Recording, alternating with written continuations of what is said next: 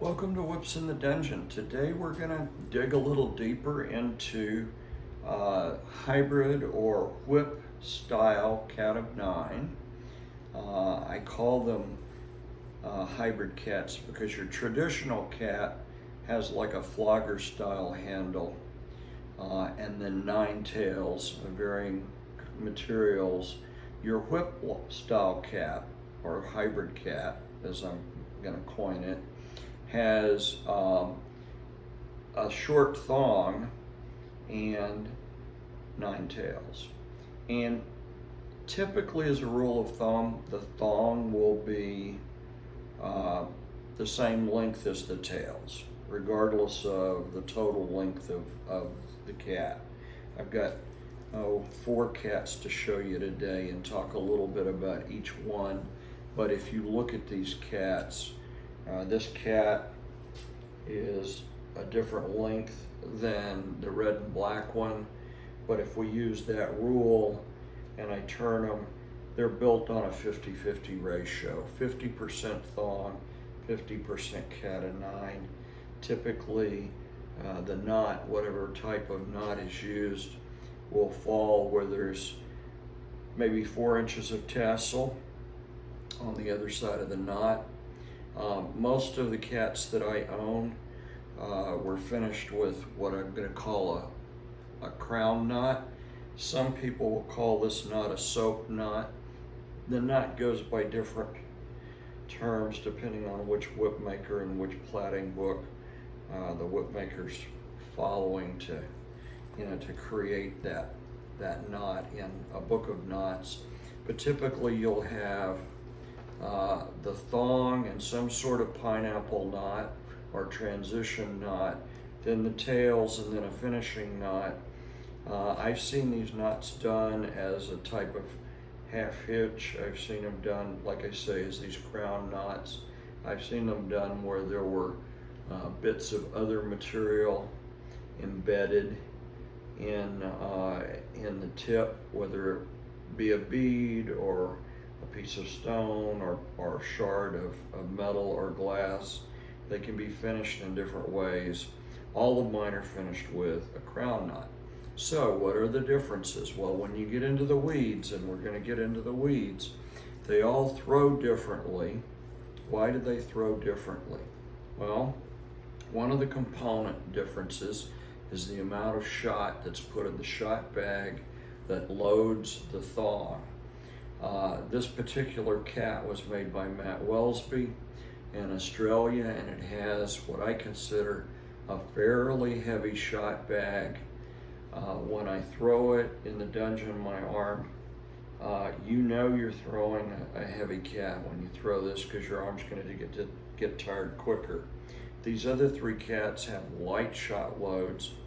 Now, everybody's lasagna, they call it lasagna, or the build when they build these is a little bit different. You're going to find cats are very expensive because they're very time consuming to make.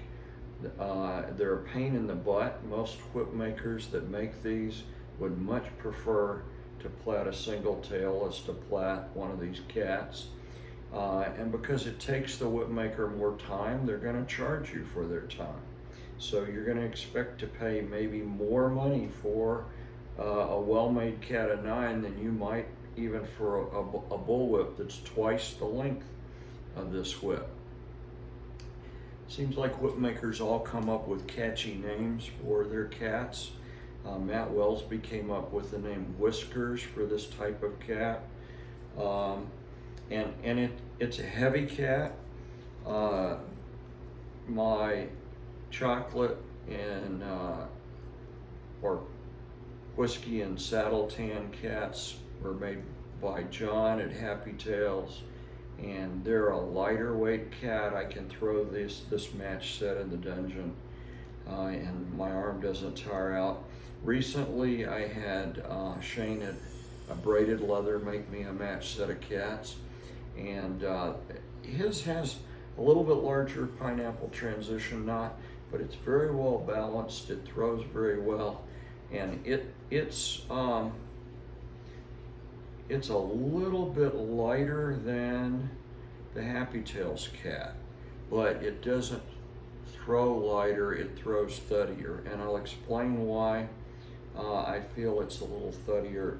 I'm going to try to do some close-ups of these cats and let you see one of the main differences is the strands that are cut for these cats. So let's try to start with the Matt Welsby, and I've got a ruler here, hopefully you can see it. The ruler is US inches on one side and centimeters or millimeters on the other side.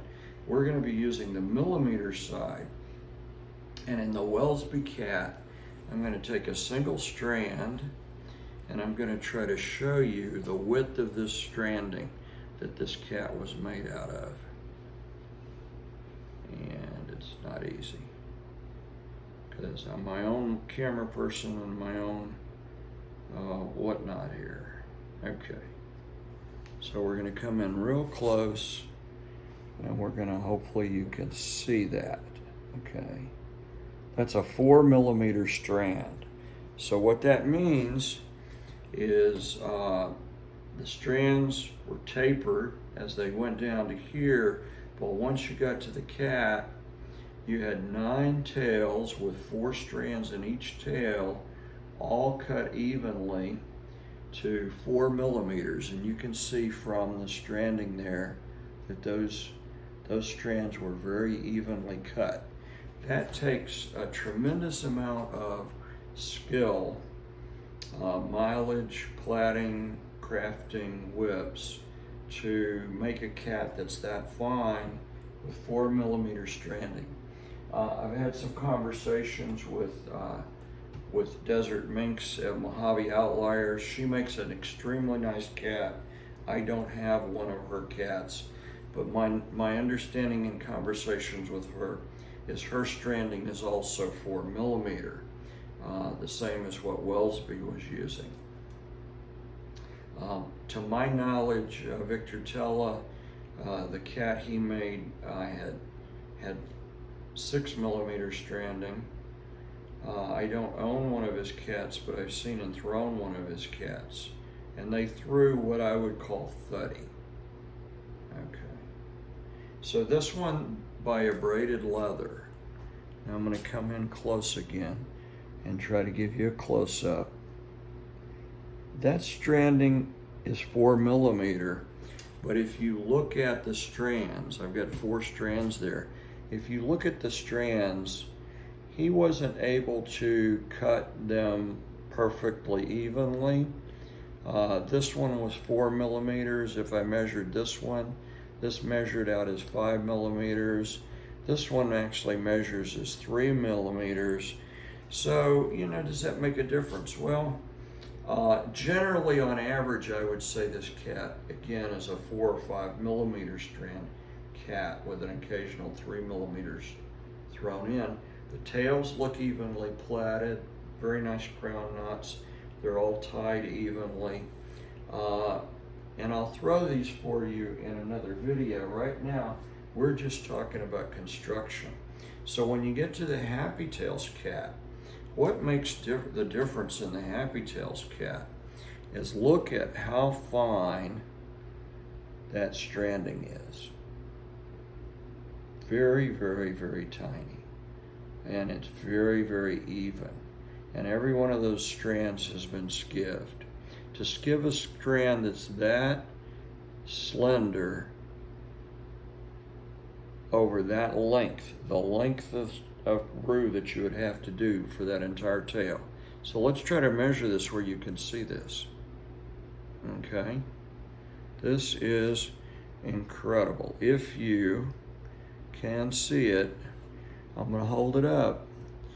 That little mark right there is 5 millimeter. So we're looking at a very well-made 3 millimeter strand. Okay, I know of I've collected quite a few cats in my lifetime. I know of no one else in the world that ever made 3 millimeter strand cats. Okay, takes a little more roux actually to plait a 3 millimeter strand cat. Obviously, it takes a very steady hand when you're cutting the tails and cutting the stranding for the tails, okay? But what I'll say about the Happy Tails cat that John made, and I've thrown a lot of cats, is it is, in my opinion, the finest cat for dungeon play that I've ever thrown to date. But does that mean I'm going to get rid of my other cats? No, they all have a place. If I'm throwing a scene where I need a heavy punch, I'm going to throw the Welsby cat that's heavier shot loaded. But in doing that, I'm going to know it's going to tire my arm out quicker. The cat by Abraided, it's thuddier. It makes a swoosh when it goes through the air. It doesn't fly or sail as cleanly as the Happy Tails cat does, but it's thuddier. If I'm playing with someone that's not so happy with stingy and wants thuddier, then that's a great cat to use. The thing that's beautiful about the Happy Tails cat, being it's 3mm, it's more streamlined, it catches less air when it's thrown, therefore it sails more effortlessly. The other thing that John did that's quite nice is it's very well balanced. It's not tip heavy. I don't own a Peter Jack cat, but Peter Jack does make this type of cat. When I have a friend that had a Peter Jack cat. And for those of you that have followed the channel, you know that Peter is my whip maker. He's my go-to whip maker. So what I'll say about Peter's cat is it's tip heavy. It's not balanced like these other cats are balanced, and makes it tip heavy. Well, a tip heavy cat is going to deliver a heavier punch if that's your goal, but it's also going to wear your arm out quicker, and it's not going to feel quite as balanced when you throw it, okay? And when it rolls out, it's going to end heavier, okay? That would be a complete different type of sensation. And that's not a reason not to buy a Peter Jack cat. That's if you are going to buy a Peter Jack cat, expect it to finish heavy, finish tip heavy, and not be as balanced if you were doing a direct comparison with, say, the Happy Tails cat or the Abraided Leather cat. So that's the weeds about cats. Most of them are made with 4 to 6mm stranding. If you find a well-made cat that's made with 3mm stranding and you can afford the cat, do not walk away from it. It's kind of like over in the single tail world. If you're throwing horizontal style and you have a chance to buy a Joe Wheeler or a Roddy Williams, don't walk away from it. Buy that whip. If you're interested in a cat and you have an opportunity to buy a Happy Tails cat that was made by John, he's no longer platting these cats, so that's one of those, don't walk away from it, buy it, okay, because will be a valued addition to your toy bag. So that's the real weeds on cats. I'm going to throw these cats in a different video. So as always, keep watching Whips in the Dungeon.